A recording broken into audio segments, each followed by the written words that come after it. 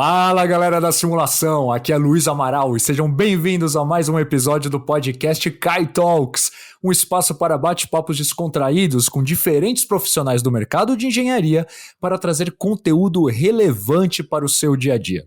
Se essa é a primeira vez que você nos escuta ou nos assiste aqui no YouTube ou no Spotify, nós somos aqui da equipe da E3S, referência no mercado de ferramentas computacionais de simulação para engenharia para revolucionar a qualidade e produtividade da indústria nacional.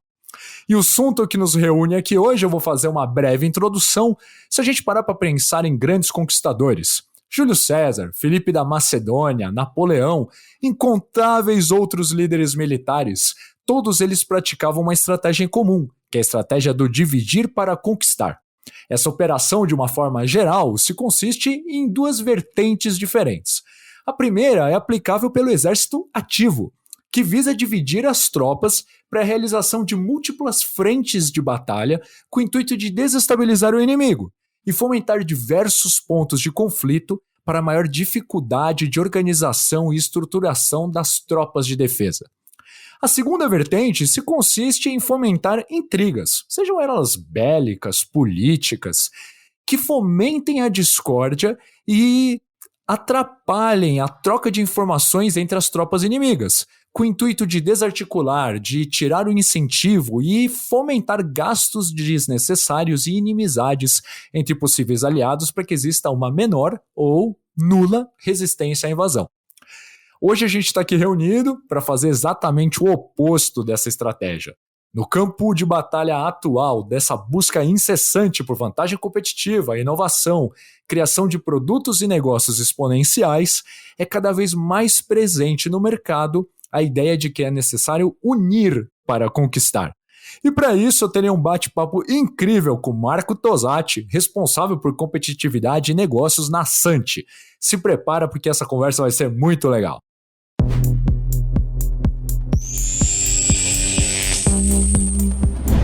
Kai Talks. Vamos falar de simulação?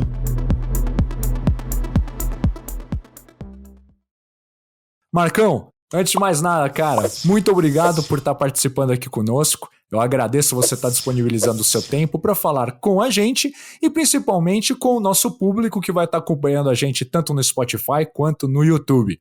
É um prazer te ter aqui conosco. Fala, Amaral, como é que vai, cara? Tudo bom? Cara, é um prazerzão estar aqui com vocês, agradeço demais o convite e estamos aí para poder conversar, bater esse papo legal e levar aí um pouquinho da nossa visão do unir para conquistar, né? O que é isso, né, dentro da simulação? Como é que você tá? Fantástico. Tudo certo, Marcão. E, cara, vamos lá. Um ponto que eu acho legal aproveitar esse espaço que a gente está aqui reunido é que eu admiro muito o profissional que você é, porque a gente tem praticamente a mesma idade.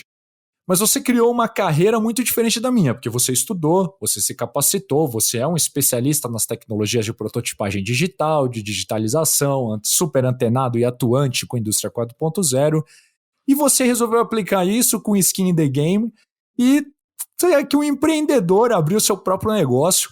E a gente não está falando de qualquer negócio, mas você criou uma empresa num ramo extremamente técnico, complexo, que circunda aqui o estado da arte de pesquisa e desenvolvimento e que necessita de equipes altamente capacitadas, não só para vocês, quanto para os clientes com os quais vocês trabalham. Então, conta pra gente, por favor, como que foi esse processo de criar a Santi, de criar essa empresa e qual a missão, o propósito que vocês têm no mercado? Bom, para falar da Santi, eu vou falar um pouquinho antes de como eu entrei nesse mundo, né? Até chegar aí a ter essa ideia, junto ao Luiz Otávio, da gente criar a Santi e levar a Santi para o mercado, né? Para quem não sabe, o Luiz Otávio é o seu sócio, né? A gente acabou não trazendo ele para esse papo de hoje, mas quem sabe em outra ocasião a gente conversa com ele também. Exato, e vai ser um outro papo bastante interessante, né?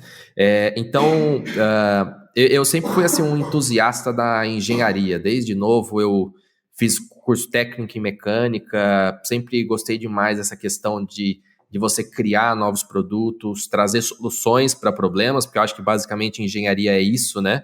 A gente tem um problema, se depara com um problema e você vai lá quebrar a cabeça para solucionar, né?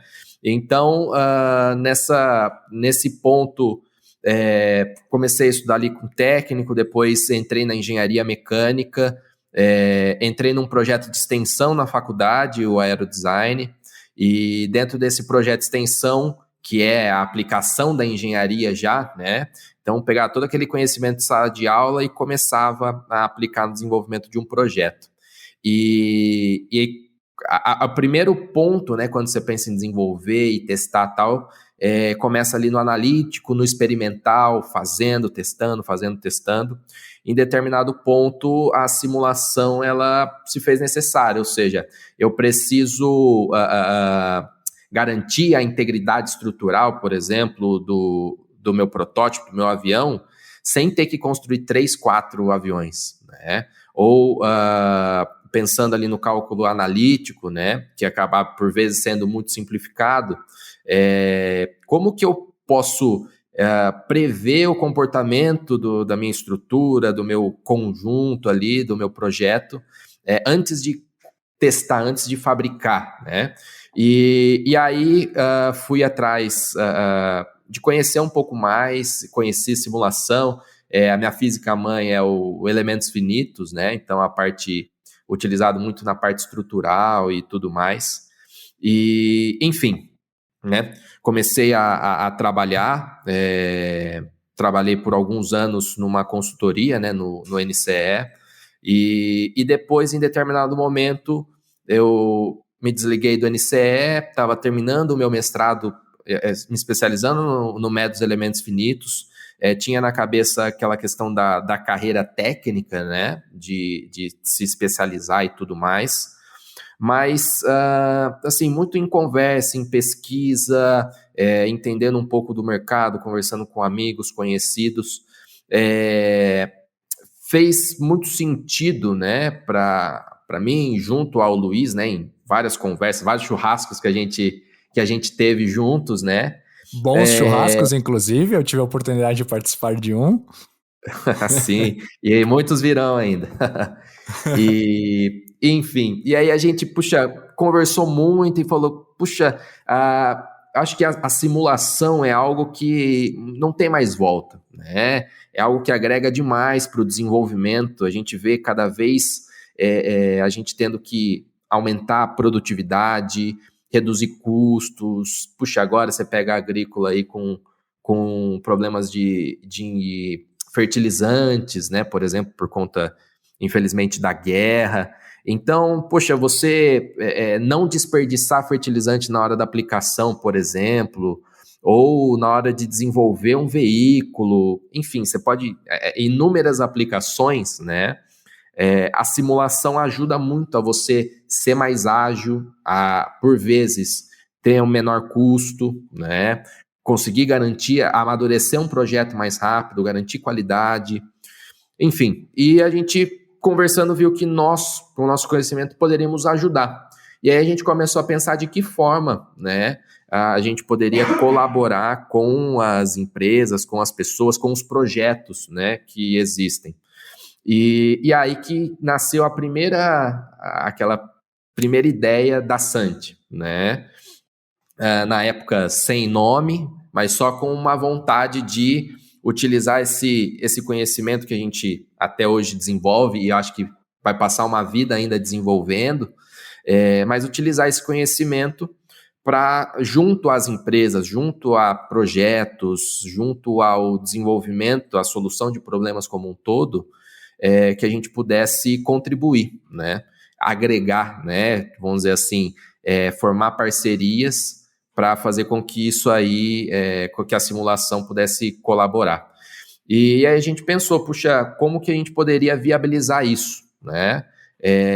Então a ideia da Sant, né, é que nós possamos, através da simulação, ajudar, né, colaborar com as empresas, com os desenvolvimentos, a atingirem melhores resultados, melhores projetos, com qualidade, redução de tempo, enfim, depende do objetivo de cada um, na verdade, né? Mas a Sant hoje ela atua com serviços de consultoria, mas também com a implantação de tecnologia, quando faz sentido para o cliente, com treinamento, especialização, né? Tudo dentro do projeto de implantação. Então, tudo relacionado ali à simulação, né, virtual, à prototipagem virtual, a gente acaba se envolvendo por entender que você tem diversos problemas que têm que ser resolvidos de diversas formas, né? E a gente está aí para isso. Ô Marcão, deixa eu aproveitar aqui um bate-papo que a gente nunca teve, mas eu tô acostumado a lidar com os clientes da E3S, naturalmente. A minha própria carreira se iniciou muito técnica e os nossos clientes são técnicos. Então, o nosso dia a dia, a gente interage com pessoas muito técnicas e o seu dia a dia é similar. Acho que a gente nunca parou para bater esse papo entre a gente. Como que foi para você esse processo? Que você tinha uma carreira técnica, você era um técnico que fazia simulações, que botava a mão na massa, que quebrava a cabeça, quais são as condições de contorno, como que eu posso aprimorar esse produto, ou até um trabalho investigativo, nossa, esse produto está dando problema para o cliente, por que será? Fazer uma análise, nossa, mas está tendo um pico de tensão aqui, por que será que está tendo esse pico de tensão? O que eu posso fazer para contornar isso, etc. São características que quando você é um técnico, quando você está em campo, você lida com esses problemas diariamente. E hoje nós dois, mais uma vez, a gente está numa posição similar, porque a gente está mais à frente da parte de negócios hoje. Nós temos nosso background técnico, mas a gente está nessa outra vertente. Como que foi para você essa mudança de chave? E eu já te dou o motivo dessa pergunta, do nosso público que está assistindo. Não sei se você sabe, mas uma grande maioria são de engenheiros. Temos pessoas que não são engenheiros, que participam e acompanham o nosso conteúdo aqui, mas dentro desse grupo de engenheiros, a gente tem essas duas vertentes. Tem o técnico, que o utiliza ou vê potencial para simulação no dia a dia dele, mas tem aquele engenheiro que foi para uma área de negócios também. Então, tentar trazer um pouco mais até da sua visão para esse pessoal.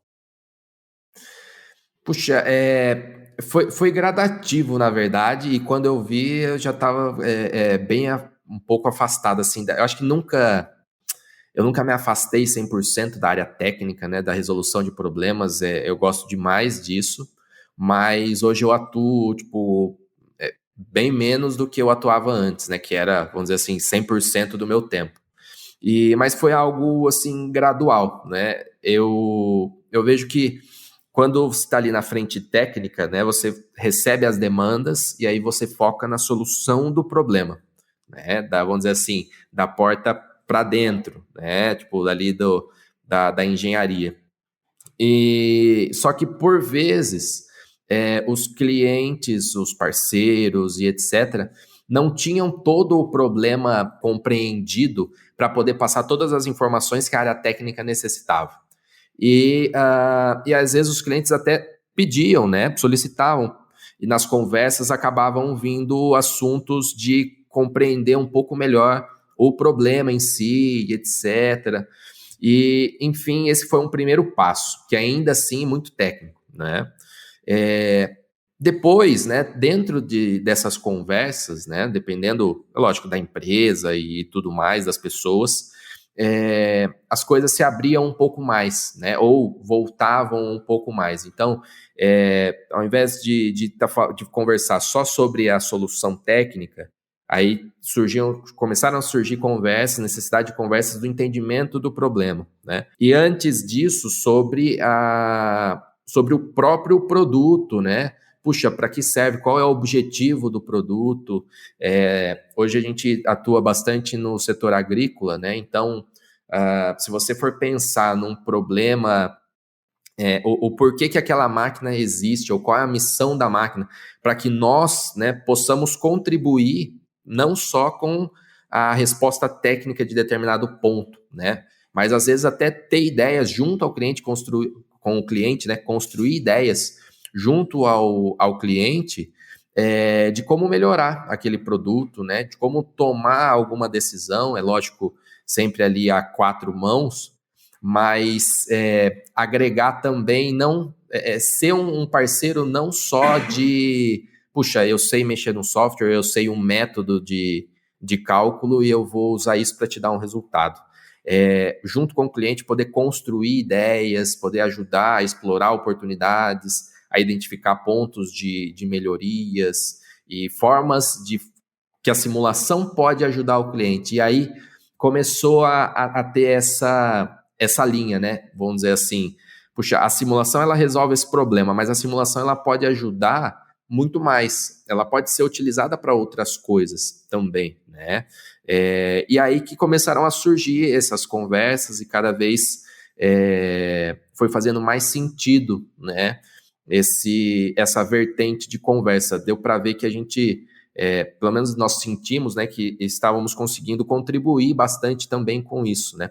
Nessa construção com os clientes.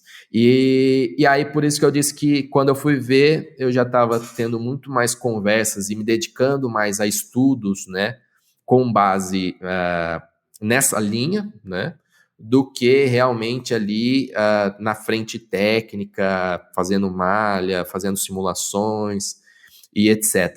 Mas eu vejo que uma coisa ajudou na outra, né? Uma coisa agregou na outra. Eu conhecer esse processo de ponta a ponta foi bastante interessante, assim, ao meu ponto de vista, pensando no produto final, assim, né? Na entrega do pacote como um todo, né? Esse aqui é um bate-papo interessante, porque para mim não foi tão diferente. Claro que não tão acentuado, porque você resolveu empreender e tem toda uma magnitude de complexidade e barreiras quando você toma uma decisão como essa. Mas eu era um técnico que estava em tanto contato com o cliente, e com o cliente final, no caso, e por estar tão próximo dos tomadores de decisão da empresa, da alta gestão, e esse público sempre tá olhando além do problema da engenharia, poxa, escutava muito. É lindo que a estrutura tá deformando tanto, que você entendeu aonde você vai ter pico de tensão, etc. Mas o meu maior propósito aqui é aumentar a vantagem competitiva. Meu problema não é resolver o equipamento. O equipamento é um meio para um fim. Eu quero alavancar meu negócio. Eu Exato. quero ser o cara que tem o melhor produto do mercado. Como que eu chego lá? Então, quando eu me deparei, eu já estava completamente dentro dessa piscina de comercial, apesar de meu background ser técnico e ainda ser um técnico aqui na I3S. Mas vamos lá, vamos pivotar essa conversa agora, Marcão. Porque diferente da história com a qual eu abri o episódio aqui, o tema que estamos reunindo hoje é unir para conquistar. Vamos lá, explica pra gente o que está por detrás desse tema e o que você tem a contribuir aqui nessa discussão. Quando a gente trocou uma ideia, né, de tipo, poxa, vamos fazer ali, vamos conversar, vamos bater esse papo, vamos gravar para disponibilizar, logo veio na cabeça e a gente começou a conversar sobre essa questão que a gente brincou, né, do unir para conquistar, que na verdade é muito no sentido da integração de soluções, né? Eu acho que é muito comum para o ser humano, né, você ter um problema complexo e aí você quer, tipo, dividir ele em pequenas partes mais simples e ir atacando por frentes, né, tornar esse problema complexo bastante simples em partes e resolvendo isso, né? Então, puxa, sei lá, você vai desenvolver o projeto de um avião, né? Você pega cada área, você pega cada item, etc., isola e desenvolve e tudo mais. Mas acaba que em aplicações, né, como é o caso da aeronáutica também, se você tratar as coisas muito separadas uma da outra, você começa a ter problemas de convergência de projeto, né? Porque as coisas se interdependem, né? Então, assim, é muito válido a gente tornar o problema mais simples, né? Eu acho que é sempre uma balança, pensando até em simulação, da gente ter problemas que sejam, que a gente consiga ter o completo entendimento dele, né? E para isso a gente tem que torná-lo o mais simples possível, sem deixar, né, sem perder informação. Então eu digo essa balança de ter um problema que seja simples, uma representação simples, mas que você não perca informação, não perca conteúdo, né? E aí, em determinado ponto, né, a gente pensa muito, então, em desacoplar as coisas. Então, numa análise de sei lá, vamos dar um exemplo de um vaso de pressão, você tem a parte estrutural, você tem a parte de fluidos, pensando numa máquina aí agrícola, você pode ter a parte de partículas, né, Tem a parte de mineração, você tem a parte de partículas, tem a parte de estrutura. Você tem várias físicas, né, que fazem parte do seu problema e, por vezes, a gente ataca isso de forma separada. Bom, agora eu vou fazer o cálculo estrutural. Então, eu preciso das informações de entrada de esforços. Aí eu vou lá, separadamente, faço um cálculo de fluidos para saber como que aquele fluido ele está gerando esforço, né, que vai depois ser utilizado ali numa análise mecânico-estrutural. A parte de partículas, eu tenho um funil, eu tenho um disco que lança fertilizante, sei lá, diversas máquinas, né, uma plantadora que vai passar ali no solo. Eu tenho o comportamento dela, né, e que isso vai gerar cargas, depois eu posso fazer uma análise estrutural, posso fazer uma análise de desempenho, dinâmica e tudo mais. Enfim, por que eu estou falando tudo isso?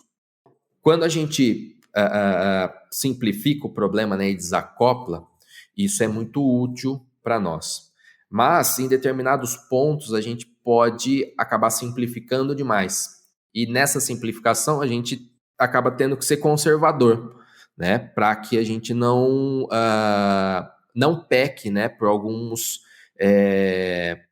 algumas simplificações, né, pelo fato de a gente desacoplar.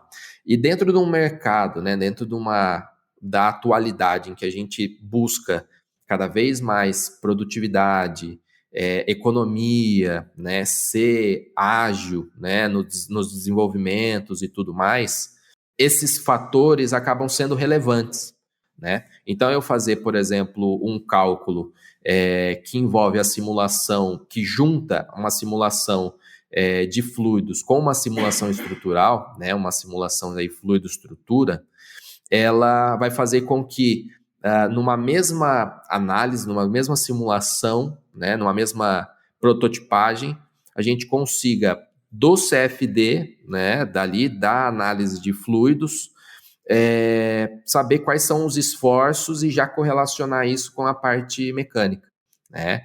E até recentemente a gente trabalhou com uma empresa do ramo aí de painéis solares, né?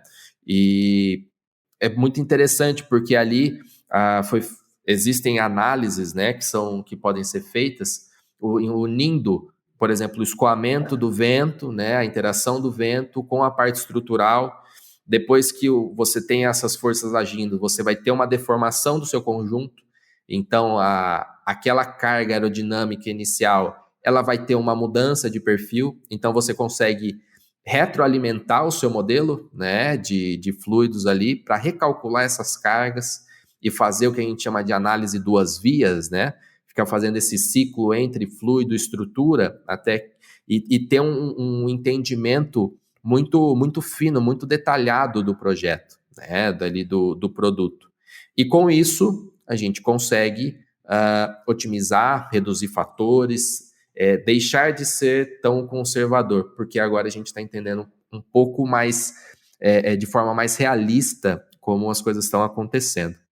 Enfim, eu vejo que é um pouco dessa visão e de que existem vantagens, né, em você explorar essa união, essa complexidade, vamos dizer assim. É lógico, com bastante responsabilidade, com bastante cautela, né?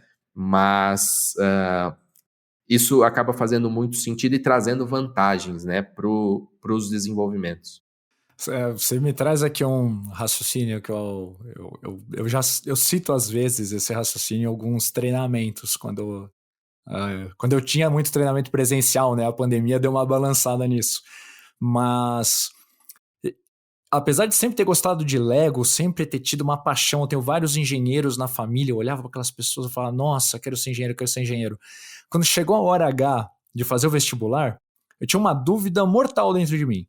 Eu não sabia se eu queria ir para engenharia, se eu queria ir para o direito, se eu queria medicina, se eu queria história. Porque eu sou eclético pra cacete, eu gosto de tudo. Eu tenho uma dificuldade muito grande dentro de mim nesse sentido. E eu trazia esse raciocínio para os treinamentos, porque eu falava, pessoal, estrutural, fluidos, engenharia mecânica, engenharia elétrica, engenharia química, não existe isso. O mundo é multifísico, o mundo é transiente, O mundo tem filosofia abraçada na matemática, abraçada no idioma, caminhando junto. A gente que separa essas coisas para a gente conseguir estudar por bloquinhos. Mas é uma ilusão achar que... eu vou trazer um caso, eu estava conversando com um cliente ontem. Ele projeta torres de celulares. Essas torres que a gente tem aí na cidade. Sim. E ele tava falando, nossa, porque CFD, que física maravilhosa, porque o CFD. E eu fiquei curioso com aquilo, que eu falei, cara, ele constrói a torre. É uma aplicação muito estrutural. Na cabeça de todo mundo que tá ouvindo aqui, tá pensando, poxa, treliças. Por que esse cara pensa tanto no CFD? E eu fiz esse questionamento para ele. Eu sei as aplicações que o CFD tem para esse mercado, mas eu queria ver qual que era o ponto de vista dele. Ele falou, Amaral, norma pronta existe. Eu entro lá na norma, eu vejo aqui a região que a gente está do país, ela vai me dar o dimensionamento que a minha estrutura tem que ter. Só que a norma é mais do que superdimensionada. Eu gasto o dobro de aço, o triplo de concreto para atender a norma. E quando eu faço uma simulação CFD na aplicação, eu estou gabaritado porque a norma contempla a aplicação de simulação para a gente fazer os nossos projetos. Então eu economizo muito. A minha vantagem competitiva no mercado não é construir 5 milhões de torres de celular por mês porque eu tenho um custo de fábrica muito baixo. Não, é porque eu tenho um projeto inovador e eu consigo economizar muito material. E aí que mora a minha vantagem competitiva. Eu falei, cara, olha que legal. Uma aplicação que está na linha do que você está falando. Tanto nessa parte do painel solar, que envolve interação fluido e estrutura também, você calcular o fluido para ajudar no dimensionamento da sua estrutura, para ajudar no seu cálculo da engenharia civil, sendo feito por um engenheiro mecânico com mestrado em engenharia química. Então, eu acho que esse mundo que a gente está presente é muito interessante por esse lado. Eu achei legal esse aspecto do fertilizante que você trouxe também. Acho que é algo que o atual conflito da Rússia com a Ucrânia aumentou muito no radar da engenharia, porque eu vou falar até por mim, eu sou engenheiro da cidade, e o cara que está aí no interior de São Paulo, no interior do Rio Grande do Sul, ele tem bem claro o papel do fertilizante no mercado e etc. Mas a gente que está aqui na cidade não tem isso tão claro. E faz total sentido. Economia de fertilizante. A gente está falando de um insumo que vem de outro país, é caro. Agora a gente está vendo que com essa crise ele vai estar em falta. A gente está tentando... A gente como brasileiros, né, e como mundo, estamos tentando rebolar para achar soluções para essa questão. Que aplicações você vê nesse âmbito de fertilizantes, que está numa pauta super atual, envolvendo estrutural, envolvendo fluidos, para a gente mastigar um pouco essa aplicação? Eu acho que tem muito de estrutural, fluidos, de partículas, né, que é o DEM, né, métodos de elementos discretos, porque se a gente pensar, por exemplo, tem muitos fertilizantes aí em formatos de grãos, né, e máquinas que ajudam, né, que lançam isso. Então, se você pegar máquinas distribuidoras de fertilizante aí a lanço, né, duplos discos e etc., você tem uma caçamba, né? Você tem ali um reservatório que traz esse material, isso cai em cima de um disco rotativo e esse disco vai lançar esse fertilizante. Então, o objetivo, a função da máquina é você conseguir lançar esse fertilizante de maneira homogênea. Porque qual que é a vantagem, qual que é a produtividade? É você conseguir, com menos passadas, né, aplicar a mesma quantidade, né, ou aplicar mais quantidades e tudo mais. Só que tem um ponto que é você conseguir a qualidade nessa aplicação. Então, o fertilizante, ele é extremamente importante para, vamos dizer assim, para a qualidade da sua cultura, né? Então, você tem todo um estudo de solo para saber o que o solo está precisando, como que você vai, sei lá, vai colocar ali calcário, enfim, fósforo, entre outros, né? Você tem vários fertilizantes aí. Então, se a gente pensa numa máquina, né, que vai distribuir esses fertilizantes e a gente quer ser produtivo, por exemplo, eu posso querer ter uma área de aplicação mais extensa. Por exemplo, eu passo com a máquina, e existem máquinas hoje que aplicam até 50 metros, um raio de 50 metros. Né? Na verdade, uma faixa de 50 metros, perdão. Então, e existem máquinas que aplicam em faixas de 12 metros, de 15 metros, de 20 metros. Então, você vê, poxa, se eu estou aplicando uma faixa de 50, eu vou ter que passar menos vezes por ali. Eu vou compactar menos o meu solo, né? Porque eu estou passando com uma máquina pesada. Eu vou ser mais ágil nessa aplicação, eu tenho menos passadas. Então tem economia de combustível também. Então existe uma série de fatores que é aquela questão que a gente está falando da conversa técnica para a conversa do negócio, né? Tem uma série de fatores que você ter uma máquina ali que vai fazer esse lanço numa maior faixa, tudo, faz muito sentido.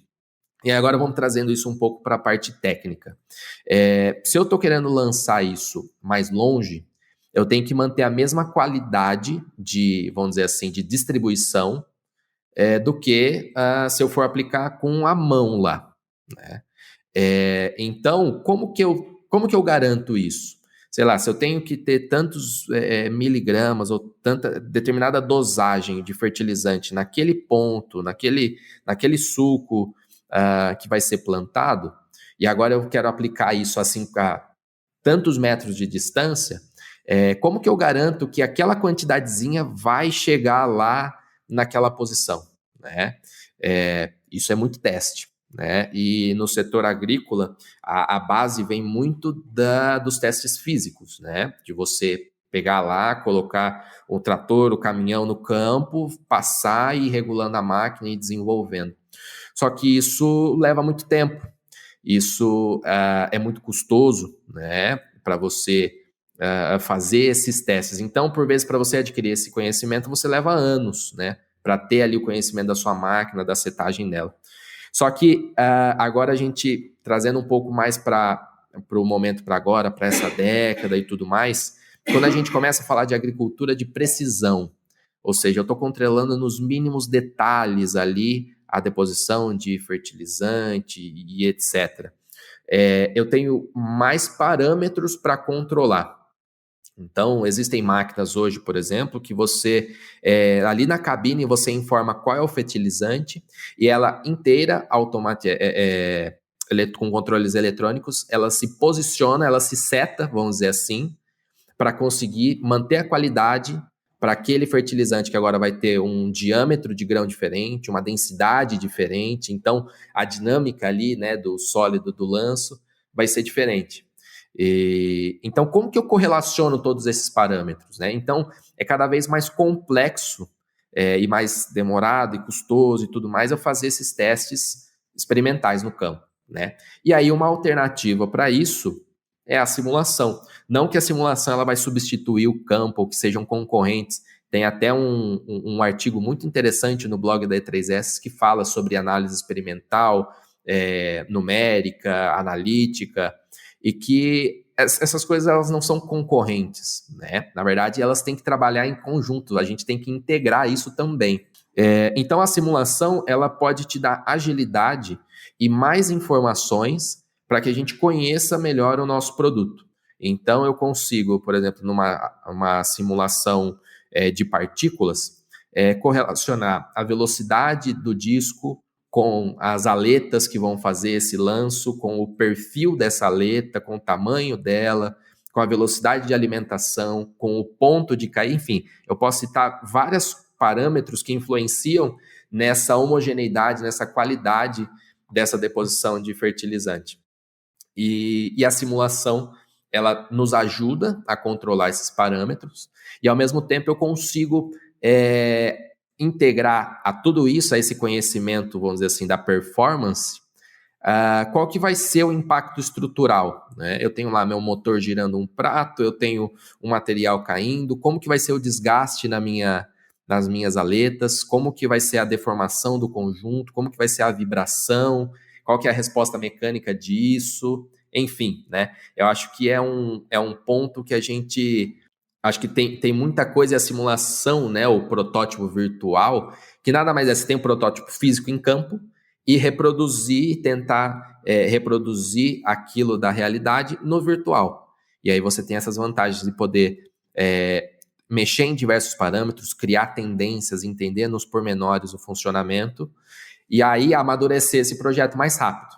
E aí sim você vai fazer um protótipo, vai colocar em campo, mas agora já conhecendo um pouco melhor o seu produto. Então, esse ciclo, né, de desenvolvimento de protótipo em campo, e lógico, vão aparecer ali surpresas e tudo mais, né? Mas que você consiga chegar com esse produto no mercado mais rápido, né? Reduzir, às vezes, algumas coisas de material. A gente teve recentemente, ainda está vivendo isso, né? O problema com materiais, né? Fornecimento de materiais, do aço, o preço do aço subiu muito, né? Então, tudo isso faz parte da competitividade, né? Imagina você frente a um concorrente, né? Com tudo isso à sua disposição, né? Podendo tomar essas decisões e economizar em material e identificar uma demanda em campo e rapidamente conseguir desenvolver e atender o cliente. Isso traz muita vantagem, te bota numa posição privilegiada, vamos dizer assim, né? Não sei se você concorda. Cara, eu concordo. E você falando aí, eu lembrei de um caso interessante. Como a gente conversou antes da gente começar a gravação, eu fiz uma cirurgia essa semana, né? E quando eu cheguei no hospital, tinha um profissional que era um senhor de bastante idade até. E eu achei fantástica a experiência, porque o papel dele foi me guiar pelo hospital. Olha, seja bem-vindo, eu vou te levar até seu quarto, aqui tá seu quarto, você vai ficar aqui conosco. Ele foi uma baita uma apresentação, fui melhor recebido por ele do que eu já fui em qualquer hotel que eu já tenha estado.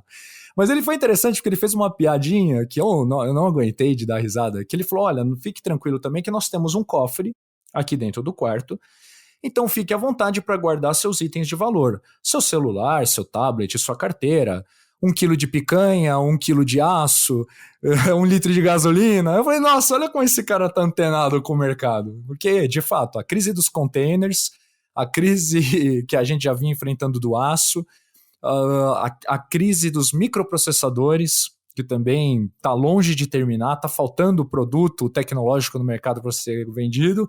Somado a isso, agora a gente tem crise de fertilizantes, a gente tem guerra, uma eterna inflação aqui, que parece que a gente não tem nem perspectiva de sair dela. Então, nós estamos vivendo períodos complexos. Mas, Marcão, vamos lá, você falou no início da conversa da sua física mãe, análise estrutural. Você já trouxe aqui bastante dessa parte agro, e eu acho que é uma discussão muito rica, porque a gente sabe que o mercado do agro, vamos falar aqui, sucroalcooleiro, por exemplo, trabalha por safras. Então, normalmente, o cliente que trabalha nesse setor tem 2 oportunidades ao ano de fazer um teste físico. Ele vai fazer ao longo da safra. Testou, não deu certo, só daqui a 6 meses, se não daqui no ano seguinte. Então, a gente repara que os tempos são muito morosos nesse setor. Mas que outras aplicações você já tem, já teve experiência, passagens, para atuar pensando nessa física mãe, análise estrutural, que é o que está no teu DNA? Bom, assim, de setores que eu já atuei em projetos, acho que foram diversos, né? A parte rodoviária, né? Em alguns projetos de chassi, de carroceria, carroceria de ônibus. Aplicações muito fortes no Brasil, na América Latina. Sim. A parte automotiva, a parte ferroviária, né? A parte de mineração, civil. Acho que foram diversas áreas, o setor eólico, né? Também aí de energia. Então, o método da simulação ela pode ser aplicada. Você tem a mesma física, o mesmo com a mesma mecânica estrutural, né? Mas isso se aplica em diversos setores. Eu tive aí o privilégio de, dentro desse mercado de consultoria técnica, né? Poder ter tido o prazer aí de trabalhar com diversas áreas. Eu acho isso bastante interessante, né? Porque cada hora é uma coisa nova, é um aprendizado novo. Você nunca... É lógico, dentro do próprio método, você está sempre aprendendo, se desenvolvendo e, sei lá, novas tecnologias para facilitar a aplicação, para tornar mais ágil, para representar melhor os problemas. Mas existem também dentro da engenharia, né? Puxa, as áreas que a gente consegue aplicar esse mesmo conhecimento, esse mesmo método, né? Então, citei algumas aqui, né? Que utilizam muito o estrutural, né? Mas também utilizam as outras físicas, né? Eu acabei que trabalhei por muito tempo no estrutural, Agora, dentro da Santi, a gente abriu o leque, né? A gente entendeu que falar só de estrutural não atende por completo, né, aos projetos, aos clientes. Então, a gente vê muito agora de CFD, de partícula, eletromagnetismo e tudo mais, né? E até ia perguntar para você, eu acho que a física mãe, vamos dizer assim, sua é o CFD, né? Você já trabalhou também em quais indústrias, assim? Sim, a minha física mãe é CFD e, cara, é parecido contigo. A E3S tem mais de 1.000 clientes, então a gente está, querendo ou não, a gente está intrínseco em todos os setores. Eu já atuei com arquitetos querendo fazer dimensionamento de qualidade do ar para ambientes fechados, que nem agora, onde eu estou fazendo a gravação. Setor automotivo, aplicações de desembaçamento, aquelas grades que você tem no veículo na frente do carro, no painel, elas têm propósitos bem pertinentes. O usuário tem a tendência de achar que aquele vento é focado para a pessoa, mas existe também a necessidade daquele ar ser direcionado para os vidros numa condição de embaçamento, num dia de chuva. Você vai ver que um carro antigo começou a garoar, já está todo cheio de vapor do lado de dentro. Um carro moderno, um carro de alta tecnologia, não embaça. Não precisa ligar o ar-condicionado. O fluxo de ar tem uma certa velocidade, e existem métricas e normas para isso, que ao incidir no vidro, ele vai arrastar aquela umidade e vai manter o vidro sempre seco. Então são aplicações que também, no automotivo que você falou, já atuei desde carro, ônibus, caminhão, máquina agro.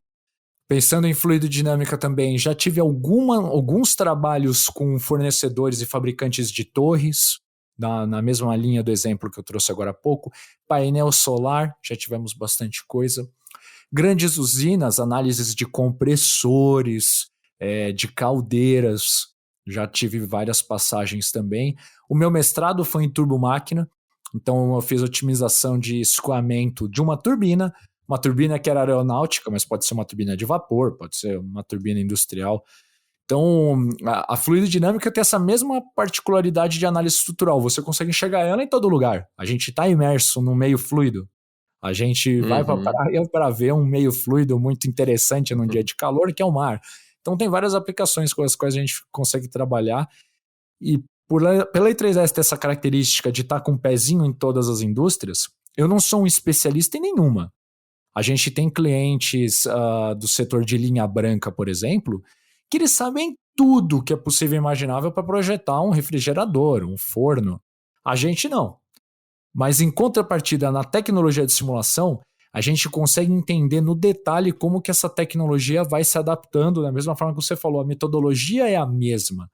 E a gente consegue replicar essa metodologia para mercados diferentes.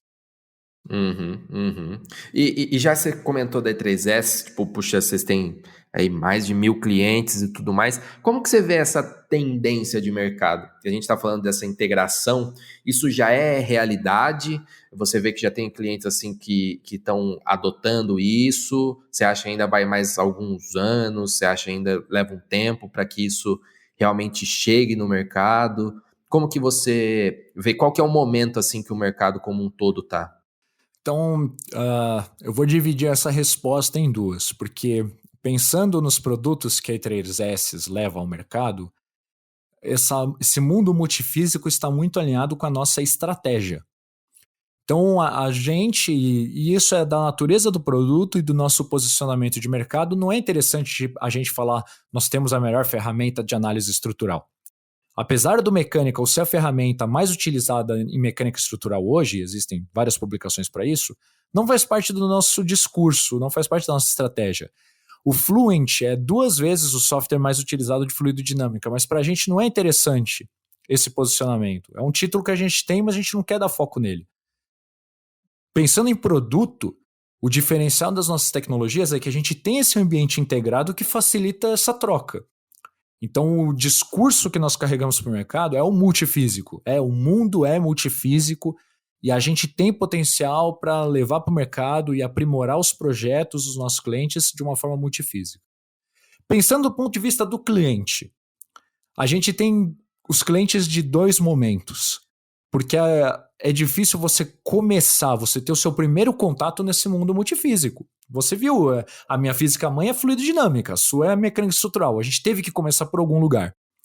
Então, o cliente que está no início dessa jornada de simulação, normalmente ele é monofísico, single physical, sei lá. Porque ele tem potencial para multifísica, 99% dos nossos clientes têm. Só que ele tem que começar por algum lugar. E aí o nosso trabalho junto desse cliente é dar esse apoio de por onde que é mais interessante começar. É muito comum o cliente começar por mecânica estrutural, porque não só uma física que está mais presente no cotidiano, é um curso que elementos finitos, por exemplo, é mais antigo nos nossos cursos do Brasil do que volumes finitos, que é de CFD, mas também porque mecânica estrutural muitas vezes é um cálculo mais rápido que já te gera retorno. Fluidodinâmica é um cálculo que demora um pouco mais de tempo, sei lá, num estudo de 4 horas em mecânica estrutural, você consegue fazer uma inovação na empresa, você consegue ter um primeiro resultado. 4 horas para fluidos é pouco, a gente precisa de 1 dia, 2 dias, então a gente repara essa distância. Mas os nossos clientes que já entraram na jornada da simulação lá atrás, todos eles são multifísicos. Então, se a gente pensar que eu não vou ficar puxando nenhuma marca em específico, porque não é a ideia do podcast, mas se a gente olhar as maiores empresas do Brasil, aquelas que são as outstanding de pesquisa e desenvolvimento, todos eles têm no mínimo 3 físicas. Tem estruturas, tem eletromagnetismo e tem mecânica estrutural. Pensando na estratégia de futuro, de longo prazo, a gente tem olhado para as novas tecnologias que a gente tem chamado. Você trouxe aqui com bastante presença a parte de partículas, a gente está muito inserido. Estudo de partículas, como que partículas vão interagir entre si, quebrar, o desgaste que essas partículas vão ter, o escoar. Mas também existem aquelas novas tecnologias que é a simulação ótica, software embarcado, o próprio Digital Twin. O Digital Twin é um termo que ele já está até tá ficando velho já, porque fazem muitos anos que o Digital Twin está sendo praticado. Mas você vê poucos exemplos de Digital Twin reais no mercado. Tem muita gente falando sobre, aproveitando o hype, mas pouca gente implementando de verdade. Então é nessas novas tecnologias que a gente tem o nosso foco hoje.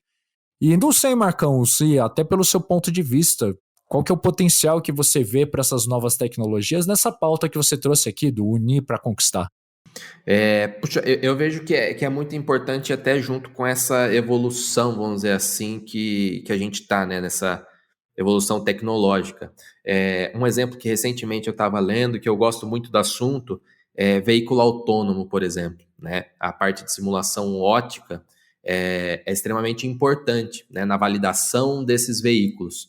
Então, eu acho que o veículo autônomo não é nem mais o futuro, né? Ele já está aí, logo acho que a gente já vai ter acesso, pensando em massa, né, no nosso dia a dia, mas que o desenvolvimento desses veículos ele está sendo muito auxiliado, né, está sendo muito suportado pela simulação e pela possibilidade de você ter as simulações dessas físicas, vamos dizer assim, emergentes, né, por exemplo, a parte ótica. Então, você imagina, o desenvolvimento de um veículo, quantas milhões de horas que você tem que ficar com esse veículo rodando e rodando, né? A base do desenvolvimento aí da indústria automotiva vem muito dos testes em campo, né? Pistas de provas, você colocar e rodar e tudo mais. E você leva um tempo para isso.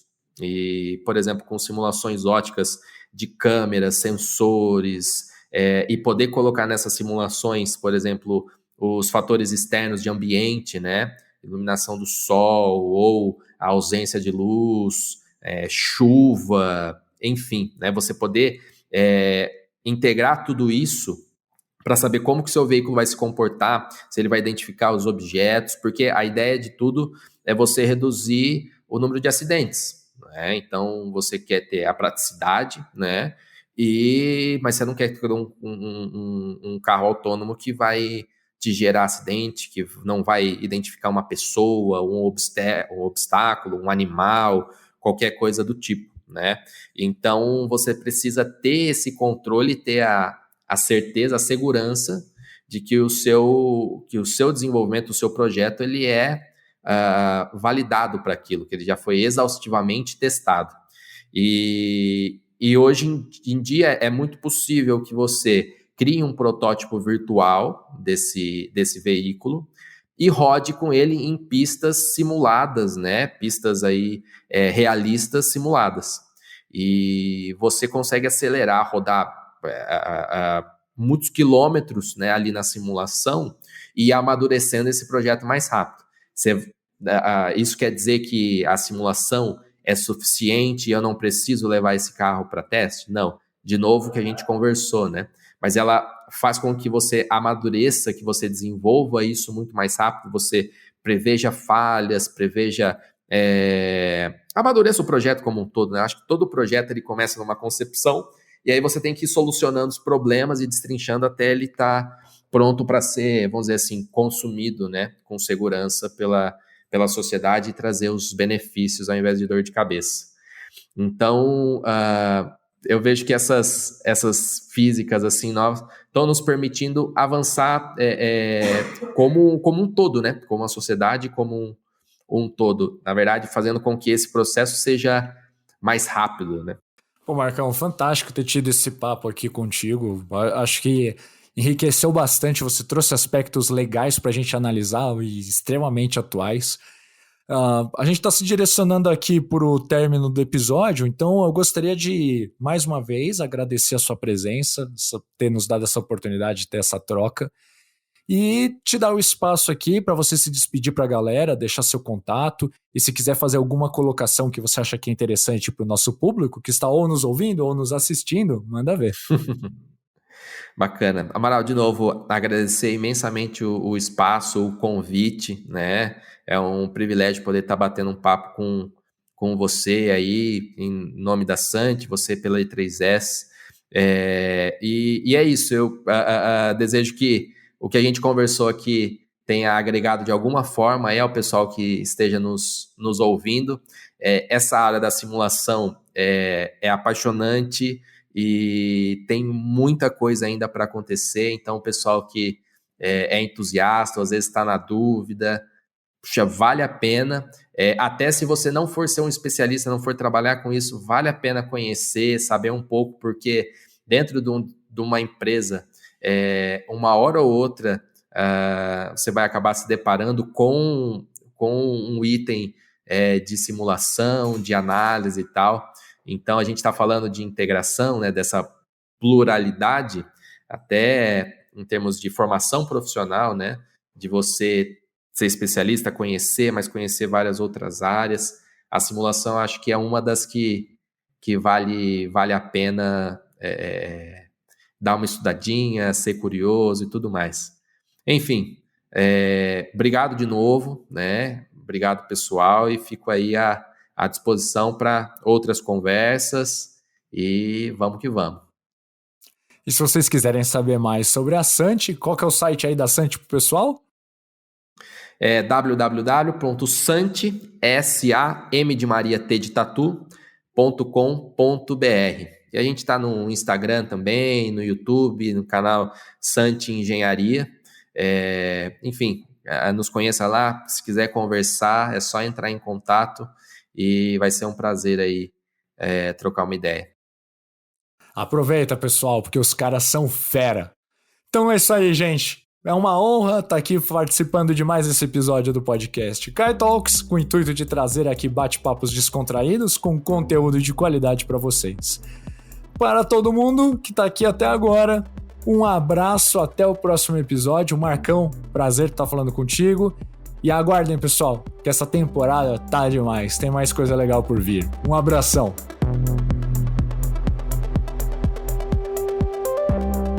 É isso aí, pessoal. Se quiser falar com a gente, kaitalks@e3s.co. Manda aí.